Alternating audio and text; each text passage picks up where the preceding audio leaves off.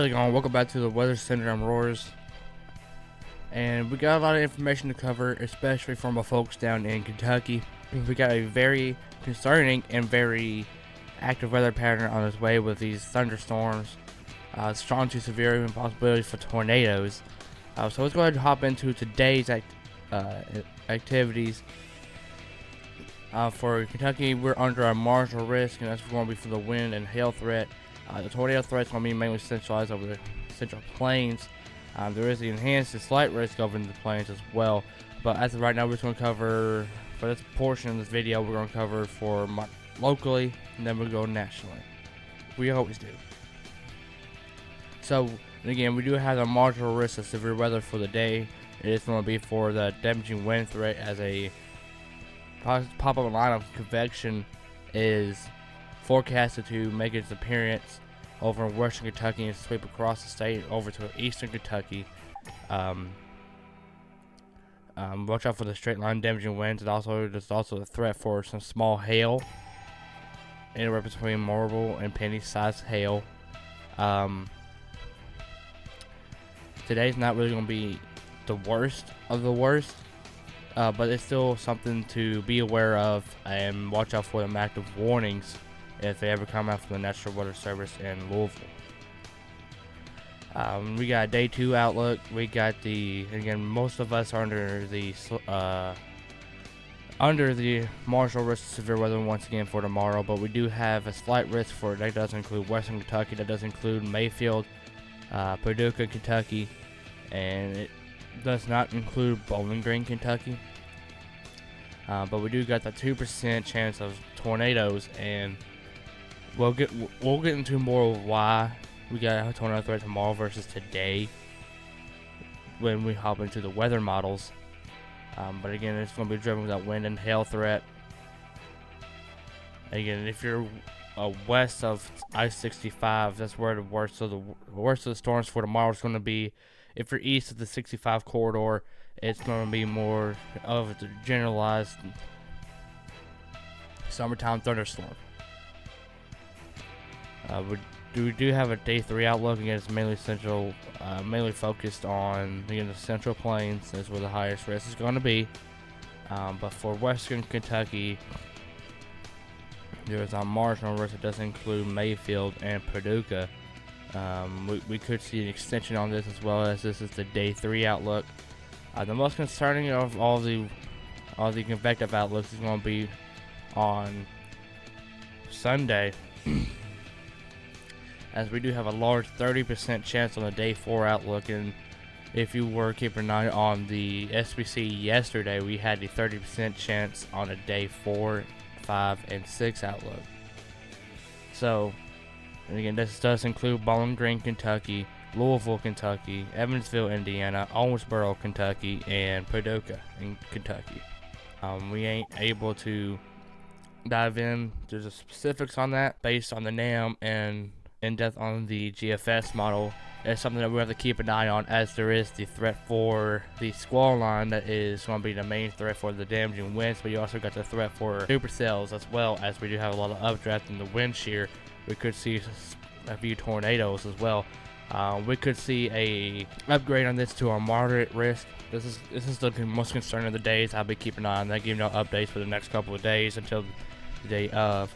But for the state of Kentucky, for the next 4 days, we're looking at back-to-back severe weather. And outside of the severe weather, we also got the threat of flash flooding, as we've had quite a bit of rain over the last 24 hours, and there's going to be a lot more of rain coming through the state and the area locally as we go on through. It's something to keep an eye on. If you see flooded roadways, turn around, don't drown. And of course, as we all meteorologists out here say, do not be scared. Be prepared for when severe weather hits. Have a plan in mind for before, during, and after. And let's go ahead and look at the 7-day forecast brought to us by WBKO, which is local news for South Central Kentucky. And again, as we can see, we got multiple days of just back-to-back rain, which is kind of a bummer for anybody that has plans through Memorial Weekend, as we are seeing a very stormy and wet trend going on to early on next week. We're going to see temperatures mainly in the upper 70s, lower 80s. Actually, let me rephrase that. We're seeing a range of temperatures within the upper to mid 80s, upper 70s to mid 80s for the next few days. And we can see a little bit of a cool down after we have the major thunderstorms move through Sunday night. As we can see temperatures up in the upper 70s, and the lows in the lower 50s. Upper 50s. Holy crap. Excuse me, I just woke up and having to do this, so my bad. Let's go switch on over to Radar Omega. Let's go ahead and look at the weather model on the HRRR, which is your high resolution rapid refresh model. This is the simulated radar. This is what the radar could look like. And as of right now, we do have a couple thunderstorms off the state line of western Kentucky over in Missouri. They are expected to continue moving through. By 2 p.m. this afternoon, we can see a couple pop-up storms over towards Clarksville, over in Hopkinsville and Madisonville, Kentucky. And about 4 p.m. they'll be going through south central Kentucky, around the Bowling Green area, Litchfield, and even towards Owensboro, and even a pop-up storm could be making its way through E-Town. And they seem to get really, really ramped up, and we'll get into that in just a minute. There is going to be the pocket of instability, of really unstable part of the atmosphere right in this area. So if these storms line up with that time, there could be a couple of aggressive thunderstorms moving through the Lake Cumberland area into Columbia and Campbellsville. If the timing is right, these storms will continue trekking up to the east-northeast. About 7 p.m. It'll be around the Lexington and Richmond area. And once they get past Lexington and Richmond, the threat significantly goes down, as most of the instability is gone by the point of the night. Let's go look at the 500 millibar winds, and while I dive into this is the reason why we do not have a tornado risk today versus tomorrow, is that as we go on through the day, we're not really seeing much wind in the mid-levels of the atmosphere. This is the 500 millibar winds. We ain't seeing much change in direction with winds either, with height. And again, we did have that tornado risk up in the plains, and this is where the wind shear is really going to be ramped up and where it's going to be at. Here's the reason why they have the tornado risk versus we do. So again, the tornadoes are not a concern today. Damaging winds and some strong damaging winds with some strong thunderstorms. As of right now, we are sitting about 750 joules per kilogram worth of instability. Let's go ahead and go fast forward a little bit here. You see this pocket right here. This is where these thunderstorms are moving in. And if we go back, they're entering a warm sector of 2,540 joules per kilogram. And then if the timing is just right, these storms will pop off in that instability and eat it up really quickly. And again, as I've seen, as more east they go, the damaging wind threat, the strong thunderstorm threat will go down tremendously as it crosses over the Rocky Mountains over there.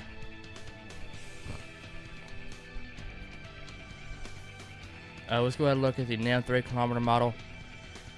Let's go ahead and look at the simulated radar on the 3 kilometer NAM model. Again, we go through the day. And as we go through tomorrow, it's going to be mainly southern motion, but we could see more of a Bowen line sector make its way through the area tomorrow. Let's look at the NAM 12 kilometer model here. We'll go ahead and focus on the plain storms here. Again, today we got the 5% over in that area where I was just talking about. 5% going from all the way from northern Texas through central Oklahoma, going all the way to central Kansas and over Nebraska and western Iowa. And again, the wind threat, by that point, that's why we got the 30% chance of damaging winds in this area, is because, like I said, when the storms are moving through that area, they're going to be wind dominant.